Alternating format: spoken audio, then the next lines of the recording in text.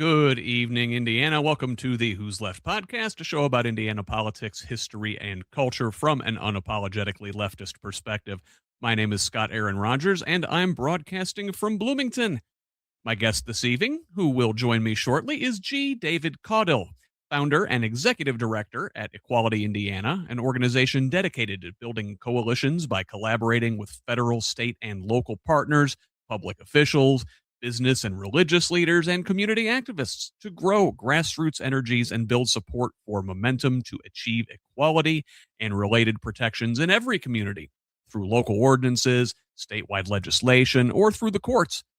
But mostly, the goal is to make the Hoosier state of Indiana a more welcoming place for everyone.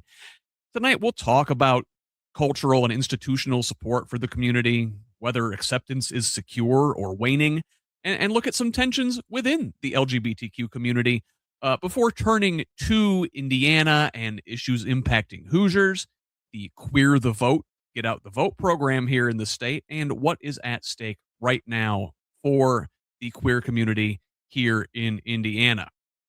But before we get there, you know the routine. This is an independent media project. We don't paywall content. We don't have advertisers, and we certainly don't have any billionaire benefactors. Only individuals like you keep this thing going. It is a foundational principle of Who's Left and the Progressive Indiana Network that we refuse to hide important information behind paywalls in the middle of a political crisis, even if that's not in our financial best interest. So please, if you find value in this work, go to progressiveindiana.net and subscribe at the paid level. It's only $5 a month or $50 for the whole year to help us build the infrastructure that will pop the right-wing media bubble in this state. And if a paid subscription isn't in the cards for you right now, that's okay. You can still help out by liking and sharing on social media, commenting, leaving reviews, providing feedback, forwarding content to your people. You get us when you can. Mostly, we just want you here in this community of Hoosiers dedicated to making this state and its government work for all of us, not just the elite few. Please join us. You can follow me on Blue Sky, Instagram, and Threads at whosleft.us. That's HOOS left. And on Facebook, TikTok, and YouTube, simply at Who's Left. Progressive Indiana Network's handle is the full spelled out name on most sites, but on Blue Sky and TikTok, it is PIN Indiana. Please help us grow with a follow wherever you're at. Tell the others. Let's build a radically democratic Indiana together. Now, let's welcome our guest to the show, Equality Indiana founder, executive director, and president of the board. There is G. David Caudill.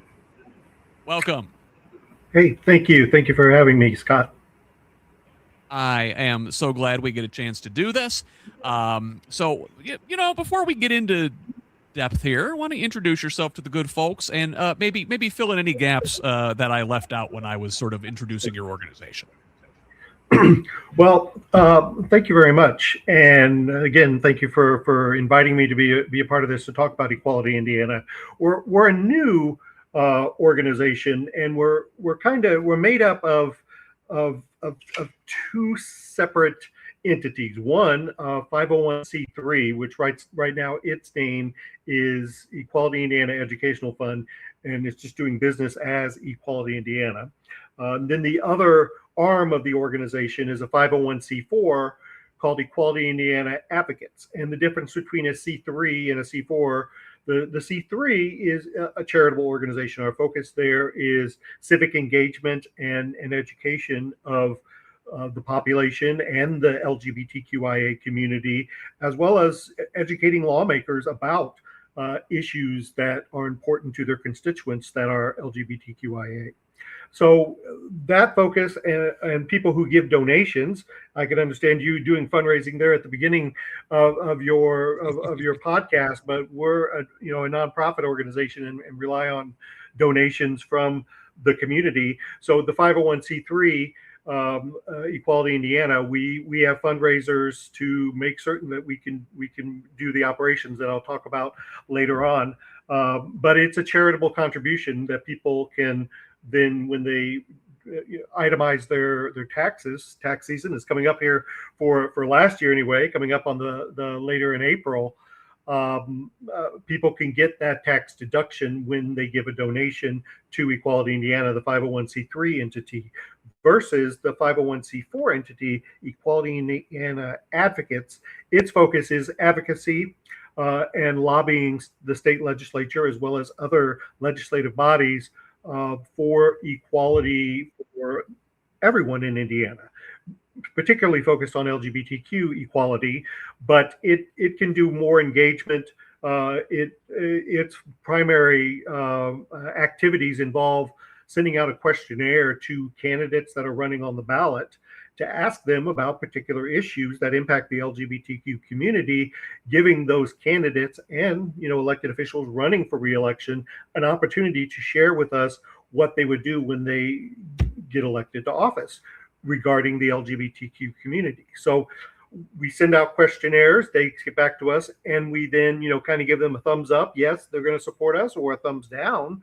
They're not going to support us, so we can take that information and educate all voters about the positions of candidates running for office coming up in the elections this year, the fall elections for the general election, so that people are better informed about their candidates to know whether the person they're voting for is going to be supportive of the LGBTQIA community. And that's a particular difference right there, that survey part, because when we Equality Indiana had applied for 501c3 status, we told them that that's one of our projects that we work on, and they says 501c3s cannot do that because that's taking a position, putting a candidate in a role that they have to take a position on a political issue. And so they said, you can't do that. A C4 has to do that. And I replied that, well, we already have a C4 and we will just wall that off. It has its own federal ID number. It has its own fundraising mechanism from the C3. It has its own bank accounts, and it does particular activities, and any activity that it puts out into, whether it's social media or that we're handing out, we make sure that is coming from the 501c4 organization versus everything else that our organization does, which is 501c3 civic engagement and voter registration and education work.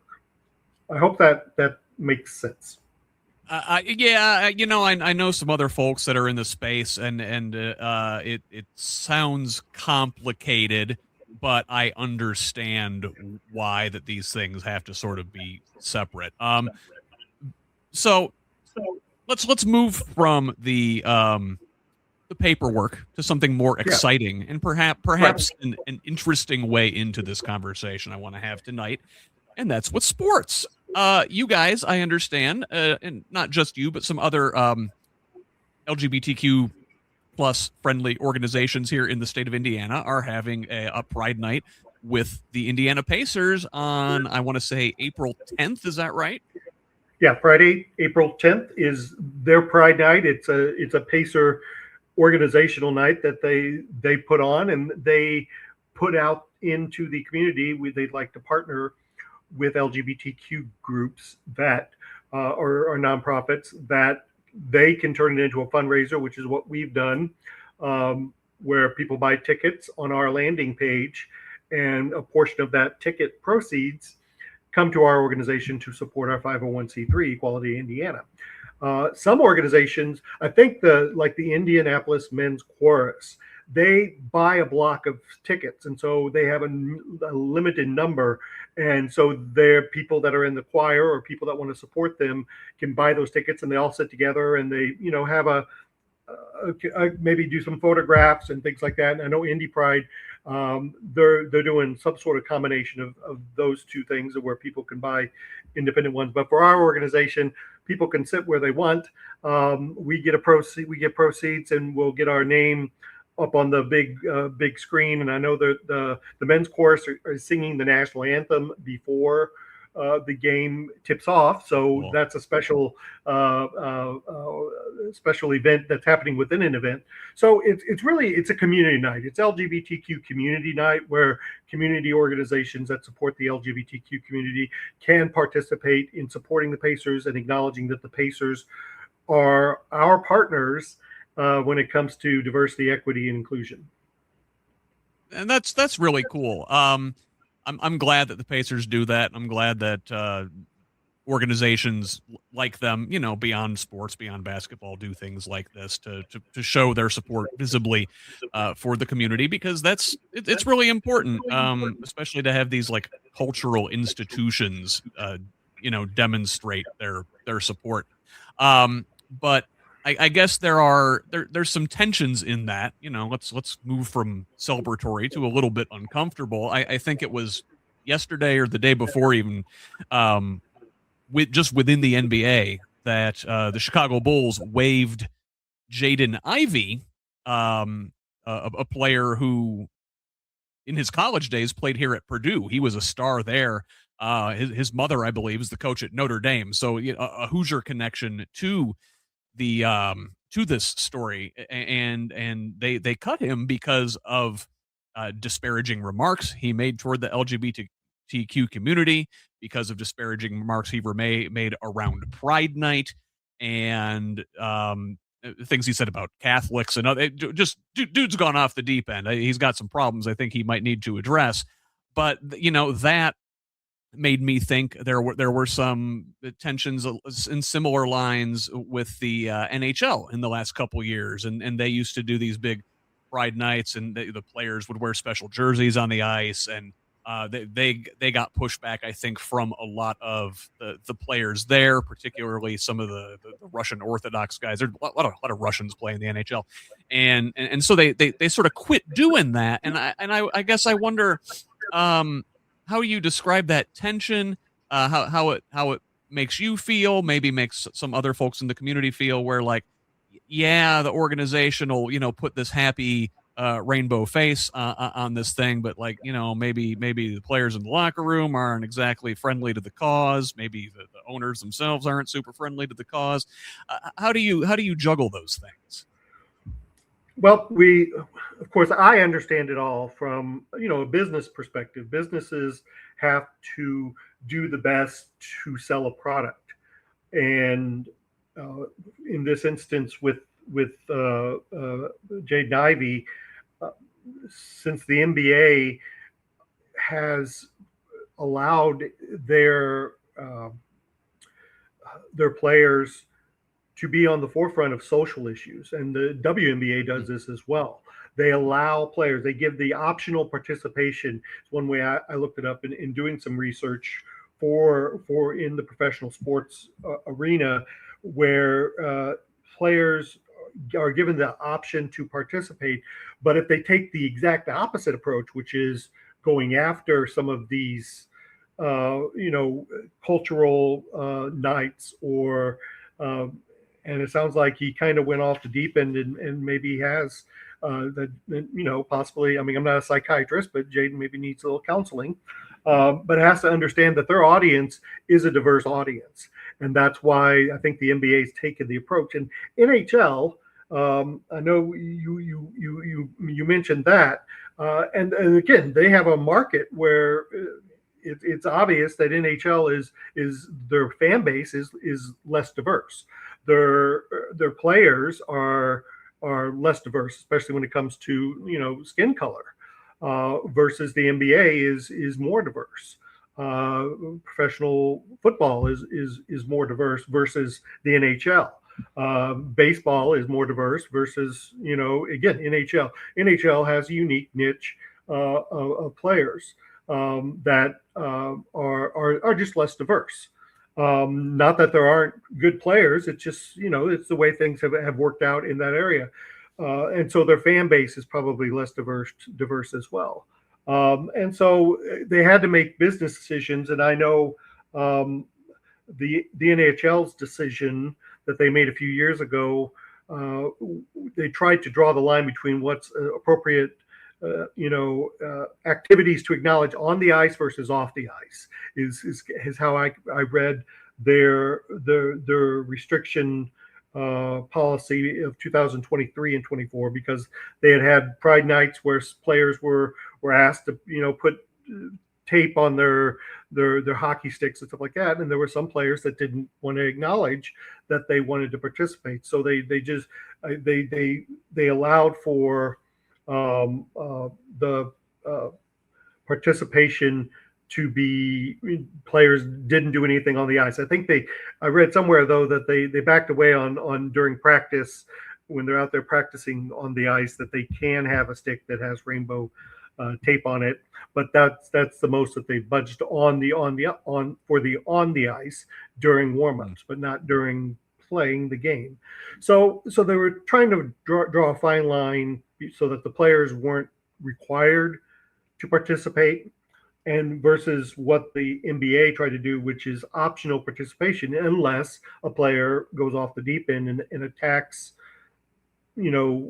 everything that's contrary to what the NBA is about, which is inclusive, about being a diverse league, about having diverse voices. But to attack all those voices, I think that's probably what got Mr. Ivey in some trouble. And maybe he'll get some sensitivity training, and maybe he'll be back. But it's hard to say about his future. But those differences, I think, are important because of just the way the culture of those two separate sports leagues have evolved. I hope you would agree with that. Yeah, well, yes, but then I wonder, sort of tying this to the broader culture at large. And you mentioned, these are businesses; they have a certain prerogative that their goal is to make money, and you'd think they would want to cast as wide a tent as they can and show that they support everybody, and that way. But as the culture has shifted, rightward, I think, over the last couple of years, pressure from the administration certainly hasn't helped. You see not just the NHL as one of these cultural institutions that has maybe pulled back a little bit on their support for the community. If you look at something like Target a few years ago and how they were all in, Pride Month, June, they always had all the merch. Then they started to get some pushback from certain sectors, and they were like, you know what? Just never mind. We're not going to do it. And I wonder if that is a sign of something happening more broadly in the culture. Like, have we reached kind of peak equality and we're slipping away from it? I believe I don't think it's reached its peak. At least I hope it hasn't. But I think organizations like Target, which they're again trying to make money. You can't please all the people all the time, though businesses keep trying. They sometimes you got to take to be able to take a few steps forward. You got to take a few steps back. We don't know what the Pride year is going to be this year. See, I've got already a little bit of Pride stuff I wear all the time. This is for Indiana University, and hopefully they haven't taken steps back, and maybe they'll have some new Pride T-shirts this year come June. But again, because of the political pressures, certainly they are felt from what's happening either in this state of Indiana, impacting a university that's public university in this state, or a multinational corporation, or at least like Target, that's trying to sell all their products to all of the people, feeling political pressure from a current administration that sends out an evil tweet or whatever he does on his social media to cause trouble and to cause consternation, goes through our economy and ends up into a boardroom of a company like Target to say, okay, well, let's just avoid that by just completely not selling anything that has a rainbow come May and June. Maybe it was a good decision, maybe it isn't. If their stock remains where it is, they're trying to they have an audience of stockholders, not just people buying stuff, but stockholders. And so I think in the business community, though, from an LGBTQ perspective, we'd like for businesses like that to 365 be supporting LGBTQ individuals, because we're not only stockholders, we are customers, we work there, we, like I said, we own stock, we are maybe even in the boardroom. And we feel that if they're going to put their lobbying power to work, they should put it to work for all of those people, their customers, their board members, their stockholders, and the people that work for them, and support equal rights for everybody. And one way they can prove that they're doing that is through political contributions, but also by selling merchandise to those customers and employees who would like to shop there and get their pride on with pride merchandise. It's a business decision, and in the LGBTQ community, sometimes we have a list of places that you support. You don't go to those places, or places that you don't support and places that you do support, and they change sometimes year to year. And in Target used to be on the good list. Well, I think they're on the bad list, and they went to the good list. Now they're back on the bad list. So, and some people in our community, they don't care about those lists. They just want to go. They got the best price at Target, and they're going to go there regardless of whether they're on the good list or bad list. And that's where, being an activist in the LGBTQ community, we want to reach out to as many people as possible and say, hey, if we really want to change our trajectory, supporting those businesses that support us. And this gets back to even the sports thing. The Pacers support them because they support us. They're willing to have one night that they say it's LGBTQ community night, so we should support them. Now, also the Indy Fuel, they had a Pride night as well this year that Indy Pride participated in. It was at the end of February. The Indianapolis Indians, they're having a Pride night in conjunction with Indy Pride. The WNBA, our Fever, they'll have a Pride night as well that we hope to be a participant with as well. So again, we should be supporting businesses that will say they support us all the time. The goal of Equality Indiana is to try to prevent local businesses, the big businesses here, and I'm not going to call out anybody, Lilly, to stop giving to organizations like the Indiana Chamber of Commerce that then supports the extremist candidates that are passing these laws that are doing harm to the LGBTQ community. We would prefer them not to give that money there and not just show up on Pride weekend to say, hey, we're all about pride for our employees, but then turn around and adjust their political contributions and be more selective and give to those candidates or at least organizations that are going to support what they're cheering about on Pride weekend, that is going to support not just those people on those days, but support them every day of the year. Yeah, and that's I think the thing I worry about is that the whole support for Pride, the Pride nights with the NBA, with the NHL, with the merchandise at Target, it was always just like a cynical business decision and not a genuine commitment to equality. And I think I can't help but think about the parallels between now and Germany in the 1930s, because my God, look at the news every day.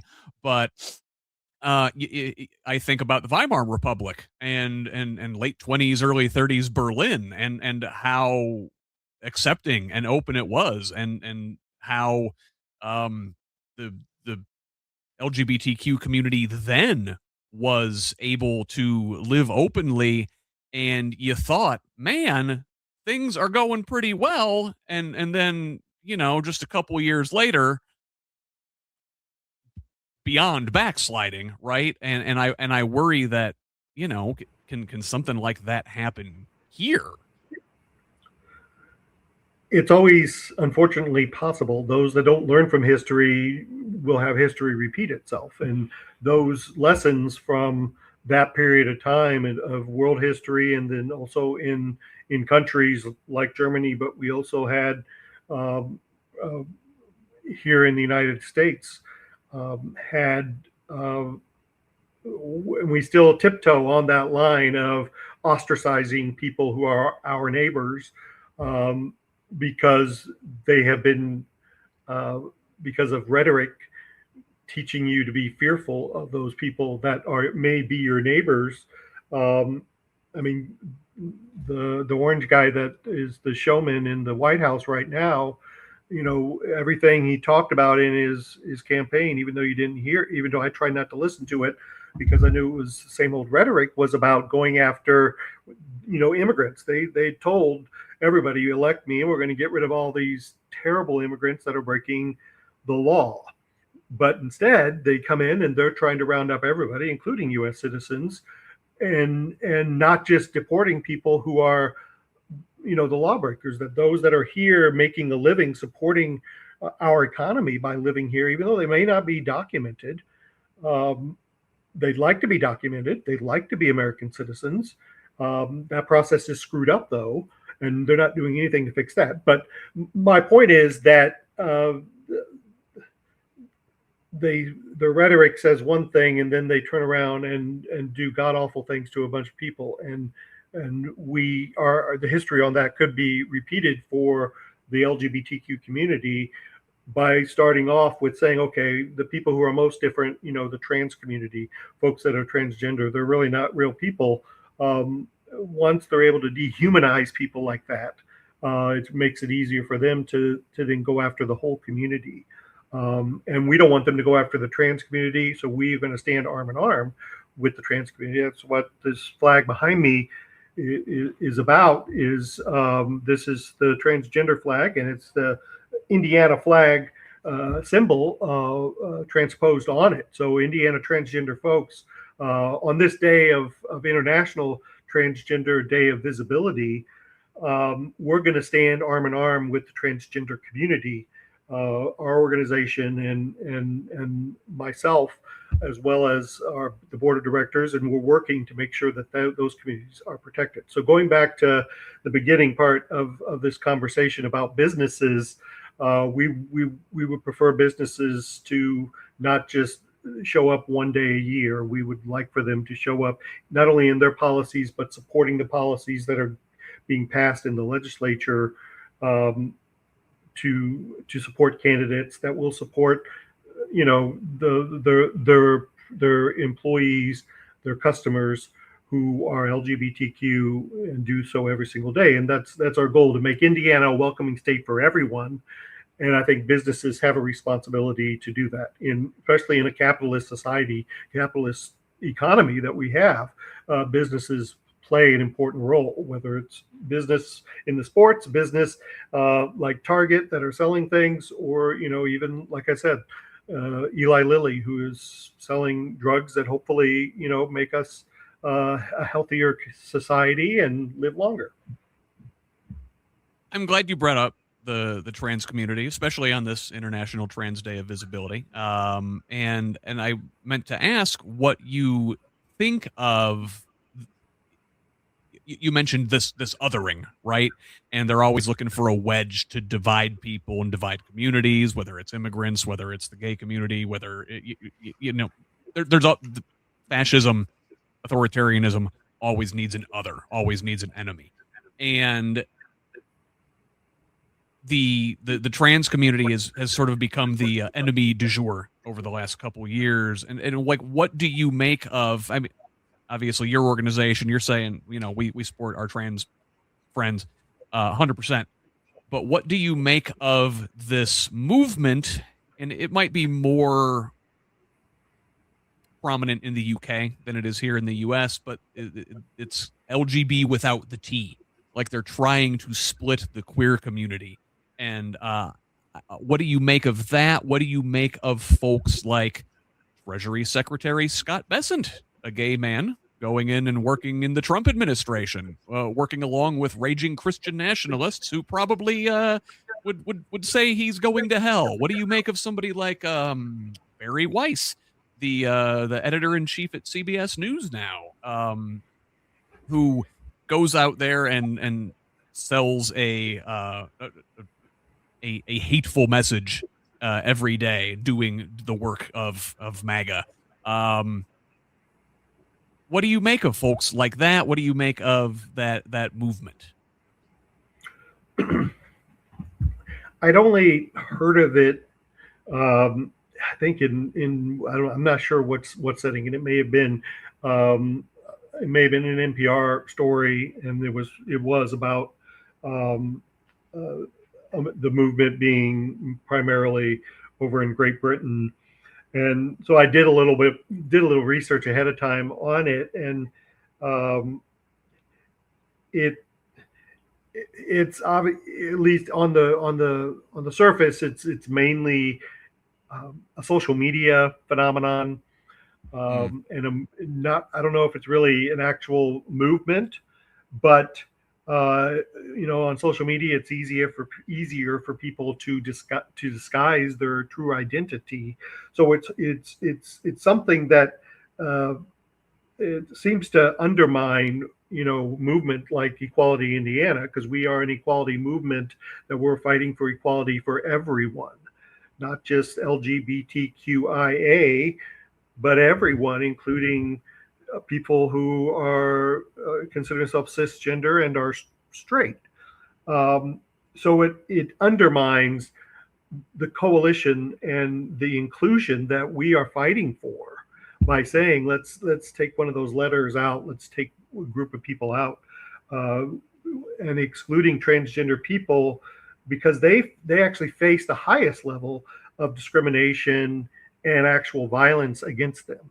I feel, all my transgender siblings, they're very brave for being authentic to themselves, and I want to lift them up in a safe way, and they need safe spaces for them to be in, which is kind of one of the slogans of Equality Indiana. When we talk about our Queer the Vote Indiana, we feel the voting booth should be a safe space for everyone, including transgendered individuals. They should be able to get registered to vote and vote. But a lot of this movement is being amplified or supported by anti-LGBTQ individuals in the community that are trying to, break up our coalition, because throughout history, the fight for equal rights, whether it was for women to gain the right to vote back in, in 1919, I think it was, 1911. I forget when that was. History is escaping me, but they stayed together. It took a long time for women to get the right to vote, but that equality movement stayed together. The women's movement fractured in the 1970s, because they didn't stay together. Black Americans to get their civil rights and their rights to vote to be enforced by the federal government. It took them staying together. And so our community and the transgender individuals and those that consider themselves intersex, transgender, bisexual, lesbian, gay, all of us, we need to stay together, because that's history has shown that's how we can be successful at gaining those equal rights that we so badly need.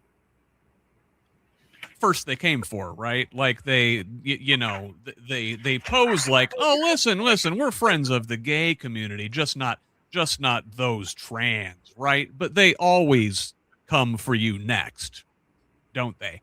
Yeah, which I guess is like why I wonder about folks like Bessent and the log cabin Republicans, for example. Like, what is you doing, baby? Right. Well, there is a segment of openly, gay men who are self-loathing. They may talk about being gay, but either the way they were raised or the way they were programmed, they really don't like that part of themselves being public. And you mix in a little narcissism with that as well, and you suddenly have somebody who's they'll say they're gay so they can be, so the people that they're trying to help and protect and promote, they can then say, yes, here's my gay friend, I am a diverse person, I do embrace diversity, gay people love me. And these are things we've heard from the I think the Trump guy in was the just White talking House. about it last week. And there's no scientific right. There's absolutely, evidence, real evidence. Of course, we know he doesn't embrace science. It doesn't embrace real evidence. But in the last election, I think I saw numbers in exit polls that only 12% of the LGBTQ population voted for him. So that's close to 90% did not. And from the friends that I know and I hang out with, that would be accurate. I don't know if I know many gay, lesbian, transgender folks that if they voted, that's the part that we're trying to break, is the voter apathy that's out there, that people, especially queer people, feel it's not going to make a difference because the same people are going to be, doing the same things, whether it's in the White House, whether it's in Congress, or whether it's in the State House.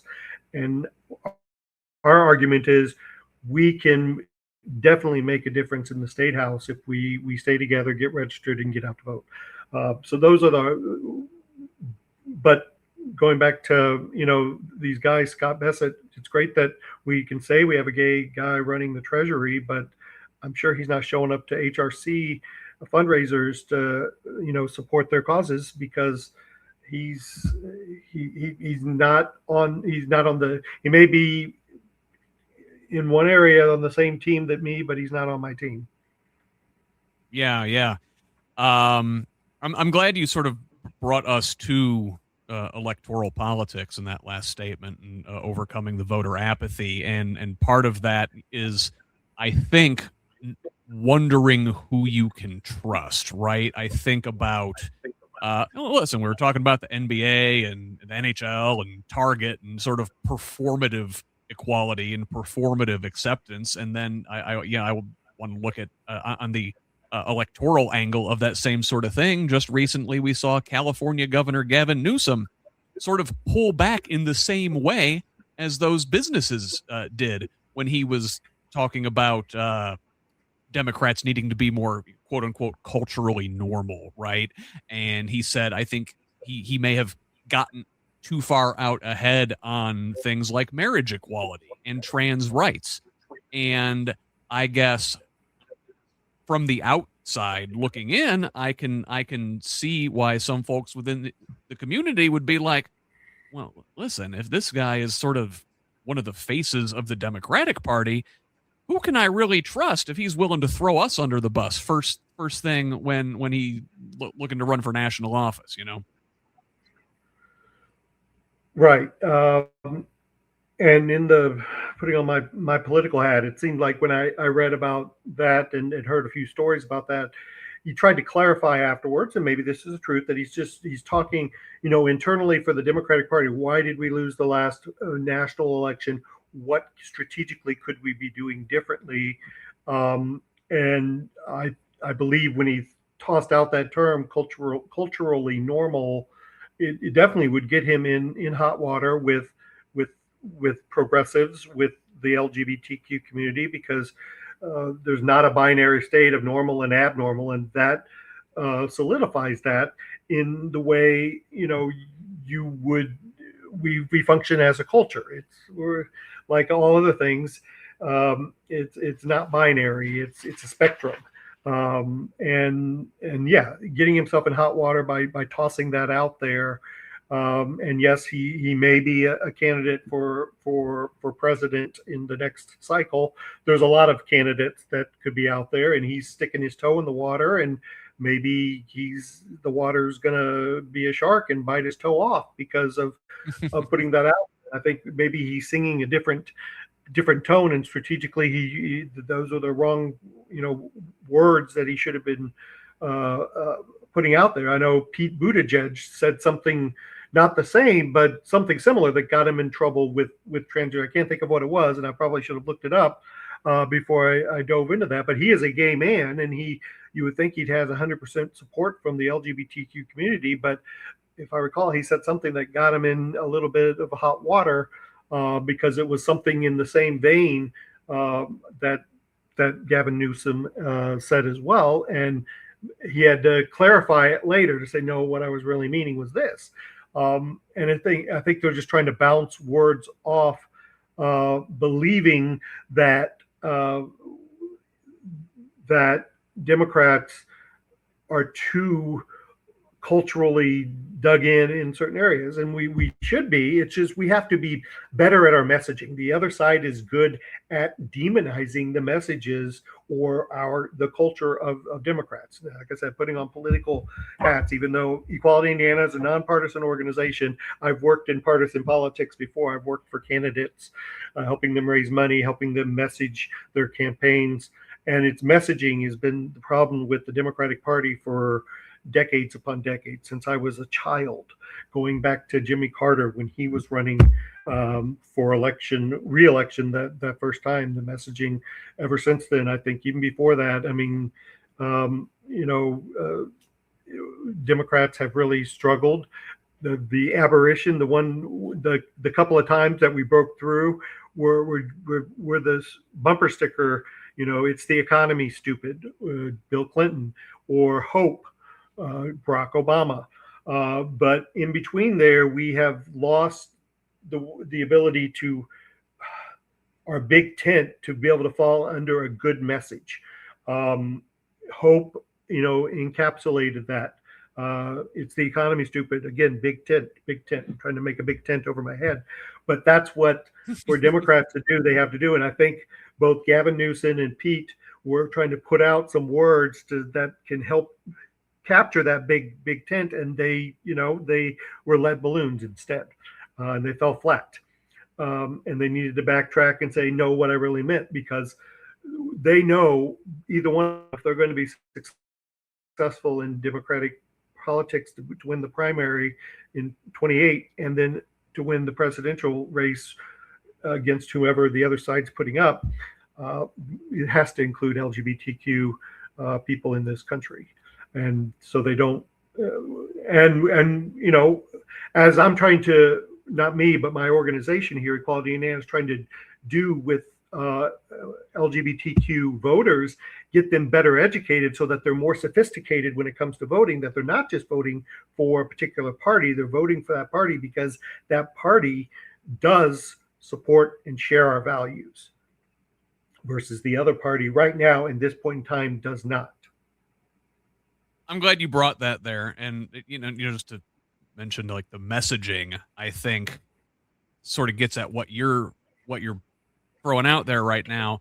The criticism, I think, from a lot of folks of the Democratic Party is that they're just messaging and don't actually stand for something.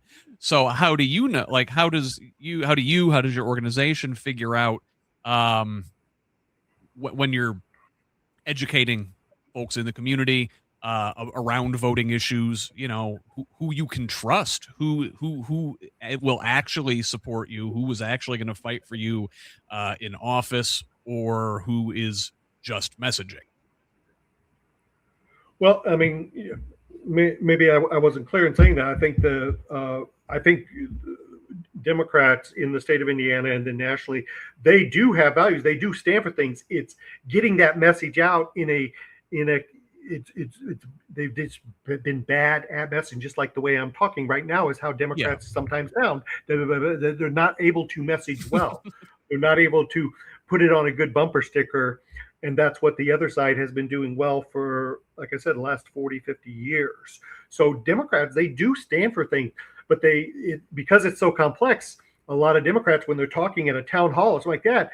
They say too many words. They need to reduce the amount of words they're saying and put it into a easier message for ordinary voters to be able to digest what they stand for. And they just have not been able to do that on the national level in many of the last presidential elections, or even congressional elections. Now, this is my opinion. Some people can argue with me, and I'm happy to debate that. But just take the Indiana Democratic Party. It's been a complete failure since the last statewide election that they really won, which was when Frank O'Bannon was elected governor in 2000. Yeah, in 2000. That was that year.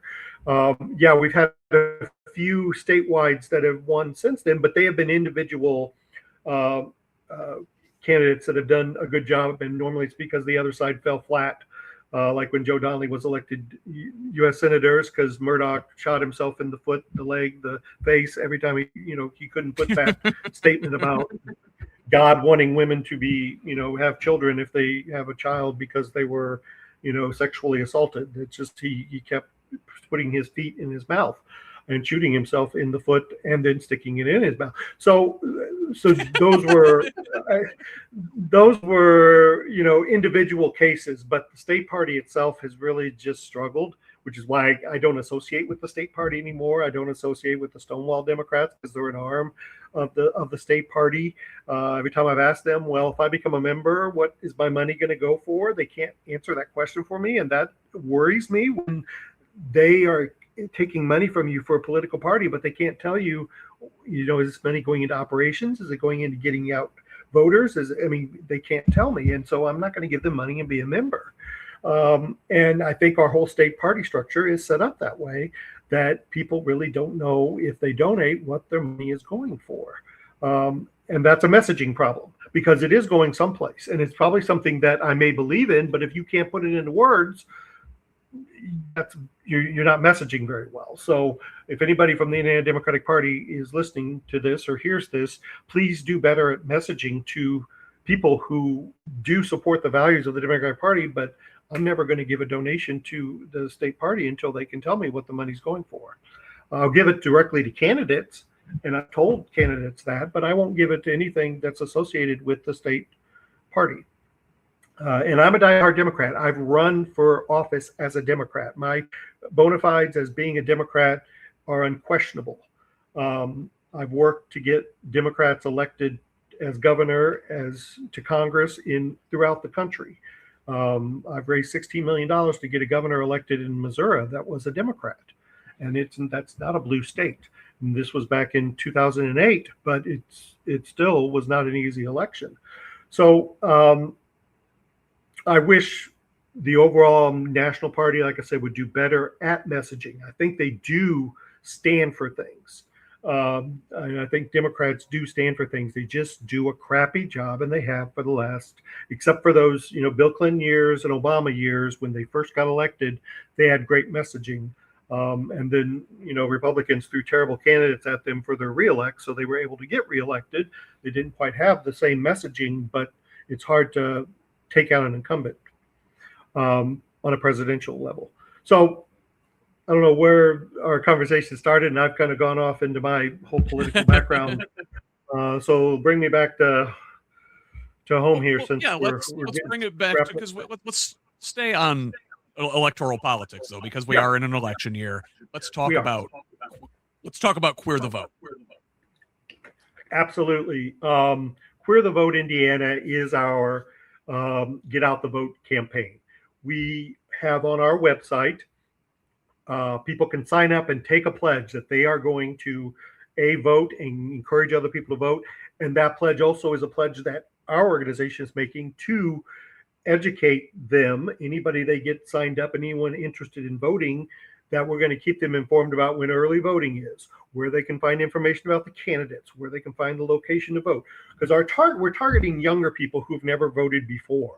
They may be those 18, 19, 20, those college age, or even up until their 30s, and they've never voted in their life. They never had anybody ask them to vote. We have a way for people to register to vote on our website because we have a partnership with vote.org, which is a national nonpartisan voter engagement organization that when people go to our landing page and they put in their name and address and their email and optional for the phone number, but all that information, and they click go, not only do they send that information to the state of Indiana, the Secretary of State's office, which then gets it to their county clerk, that information is also collected by vote.org, and we gain access to that. So we can start talking and develop a relationship and engage with that person. Say, hey, thanks for registering vote with Equality Indiana. We want to let you know that you did so before the deadline. If you know any other people, please forward this to them so they can register. But here's a resource. Remember, like for this primary, we sent out an email recently that said it's a closed primary, which means you're going to be asked to whether you want a Democrat ballot, or do you want a Republican ballot? You can't vote for both Democrats or Republicans. If you're an independent, you go in there and ask for an independent. Independents select their candidates in a whole different fashion. Normally, they just have to get signatures and they're on the ballot. Or they have a convention like the Libertarian Party. They have a convention, and that's how they decide there. But our primaries are set up for Democrats and Republicans for them to select their general election candidates.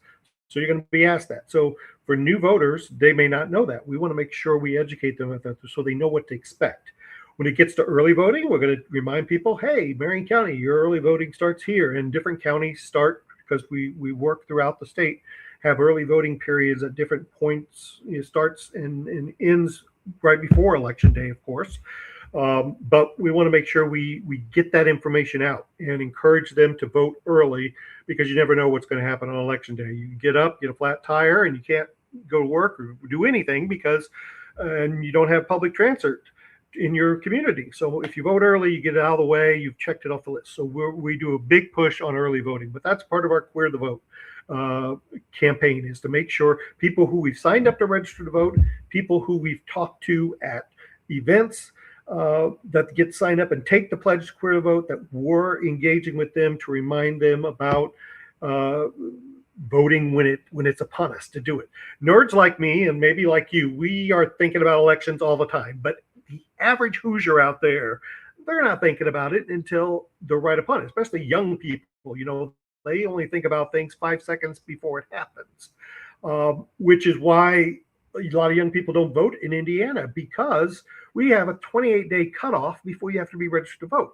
If they don't start hearing about election time until the day before the election and they didn't get registered 27 days ago, they can't vote. Because they're not automatically voted. So the whole registration thing, we'll be pushing that for the next week, because a week from yesterday, 6 days now, there is to get registered. Midnight on the 6th of April is people can still fill out the registration form online, and they still technically be registered to vote in the primary if they want to. And then when we get past the primary and we get to May 19th, registration reopens, and we're going to be pressing at all the Pride festivals, which I hope to talk to here in a moment.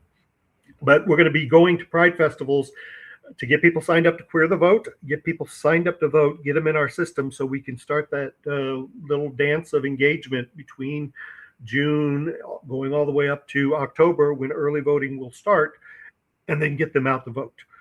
So it's a pledge, but it's also an empowerment statement. We're going to Queer the Vote. We're going to make sure those that are our allies, those that are in the queer community, LGBTQIA, that if we come together and we vote as a coalition for the candidates that, we're going to put forth, the answers to those questionnaires of the candidates that say, yes, we'll support marriage equality in Indiana, versus those that ignore us, or those that are elected officials that are extremists that have put forth the ban on trans kids playing sports or the ban on gender affirming care. We will note those candidates as thumbs down. Do you want to vote for the thumbs down people or the thumbs up person? Hopefully with that education, they go and make the right decision.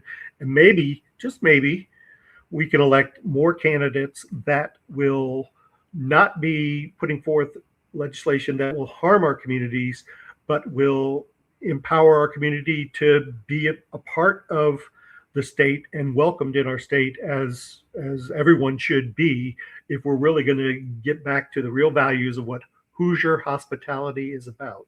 Right now, people are excluded from that Hoosier hospitality. We want Indiana to get back to the values of welcoming everyone to Indiana, including people in the transgender community, people who are LGBTQ. Our good friend Derek Holder asked me to, make sure to ask you how, a small segment of the population, the LGBTQ plus community, can affect change in an election. But I think you just said it.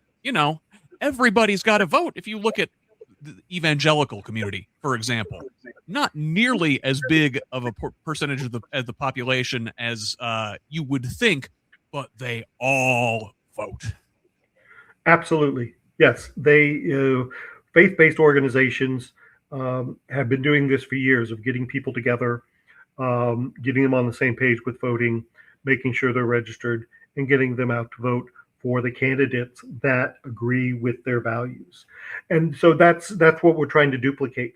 It's just a little bit more difficult because our communities, even though we're not getting everybody together on a Sunday, morning or afternoon, I'm not a religious person, so I don't know what they do in evangelical churches, but we're not getting everybody together on a weekly basis to be able to say that. So we have to show up in their community, in their space during Pride events. And by the way, there's more than 50 Pride events that happen in the state of Indiana, starting at the end of May, going all the way until October.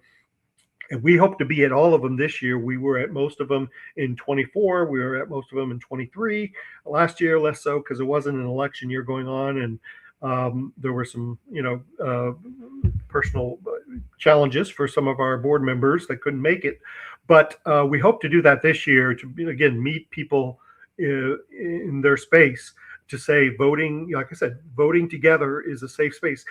And another thing, our Queer the Vote Indiana campaign and Get Out the Vote effort, we're hoping to include this year. We've talked about this in the past, but our board members are really going to work on it, that during early voting, we hope to have Get Out the Vote rallies. Like on a Saturday morning, we get together at a donut place in downtown Indy or in Muncie or in Bloomington and have a drag queen there, get together, have a good time with the drag queen saying, yeah.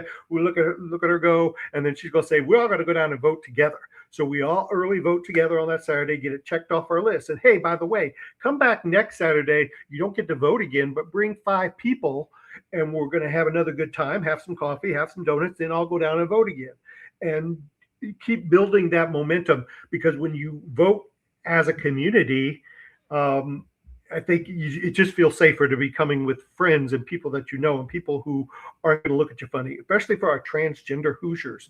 Like I said, I mentioned about them being, courageous and brave, just being themselves as they are, but then having to show up to vote. And maybe their ID, of course, now can't get changed because we have bullies and creeps in our that are elected state governor and attorney general that aren't letting people change those documents to where they have to show their ID. Well, if they walk with us on a Queer the Vote rally that we're having, they'll be showing up with friends and neighbors, and I'm happy to stand there and let them know, let these clerks know that these people, they have the right to vote, and they're gonna, if you're not gonna let them vote today, do a provisional ballot, and I'll walk with them. We'll go after the election and make sure that provisional ballot is counted, because they're entitled to due process, and everyone has the right to vote. Where the challenge is that the extremists that are in our legislature are trying to turn it into a privilege. And that's just not what our Constitution says. I always have my U.S. Constitution with me, and I like to challenge people to challenge me on what it says in the Constitution, and I can I can get to it really quick. But everyone has a constitutional right to vote, including transgendered individuals, transgendered Hoosiers, and I will, I'll fight to make sure that they get their right to vote. And hopefully we can elect better representatives so that they can make it more, easier for IDs to be obtained for everyone to reflect their true selves. Very good. So just a couple minutes left here. So folks in the community, allies, how can we learn more about Equality Indiana? How can we help you throughout this election season get out the vote? Sure. EqualityIndiana.org. And by the way, Derek, good friend, I appreciate him reaching out and putting me on the spot to, yes, small communities can help us through not only the Pride festivals, but going to EqualityIndiana.org. We are a .org as a nonprofit. Can sign up to be a volunteer. We're always recruiting volunteers to not only attend events like Pride festivals, but volunteers to work on some of our working committees, whether it's our Get Out the Vote effort, doing Queer the Vote activities in their community, or helping us. One of the programs we're working on now is college IDs, because our wonderful state legislature has said that college students can't use the ID given to them, even if they're going to a public university like IU or Purdue. They have to get a state ID. So we are working with LGBTQ centers and LGBTQ clubs at colleges to try to make sure they have all the documentation. And if we have to go there as board members from my organization to drive them to the B&B so they can get that ID so they can vote, we want to make sure college students get to exercise their right to vote in Indiana if they choose to come here and go to school here and want to vote here. If they want to vote back where they are, where they live, with their parents, we'll make sure, they get their absentee ballot filled out. But if they want to vote in Indiana, we're setting up a program so we can communicate particularly with those LGBTQ voters. We hope to expand that by the time we get to 28 to all of college campuses, and working with other groups and organizations.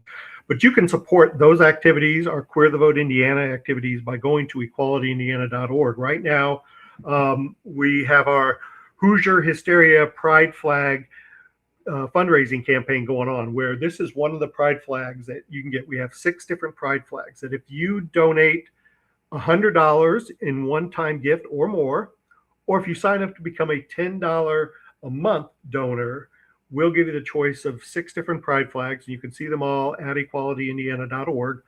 We'll give you the choice of a pride flag. And if you take care of this campaign now and you get a pride flag, you'll have your pride flag sent to you before Pride Month, so you can show your neighbors, show your community, show the businesses, if you get it for your business, that not only do you support queer folks in your community and throughout the state, but that those people who are LGBTQ know your house, your business, wherever, is a safe space for them to be themselves at.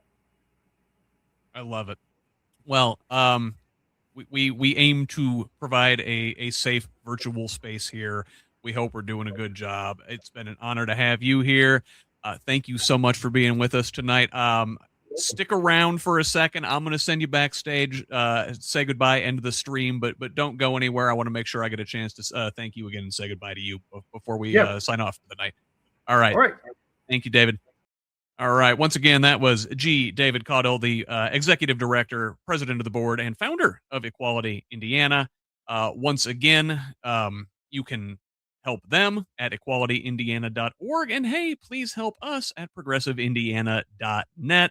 We could use a paid subscription if you're able. Again, only $5 a month, $50 for the whole year. This independent media project relies solely on the generosity of kind patrons like you to make this information available for free to everybody.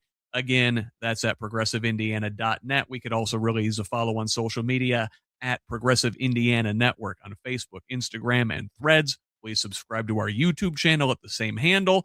Over on Blue Sky and TikTok, it's PIN Indiana. You can find me on most social media sites at HoosLeft. That's HOOS Left. Send me a direct message anywhere with feedback, tips, ideas, and concerns, or email me directly at scott@whosleft.us. Finally, please forward the show to a friend and have them pass it on too. Let's keep building this project and a truly democratic state, one conversation at a time. Until the next one, this has been the Who's Left podcast. I'm Scott Aaron Rogers. Love each other, Indiana.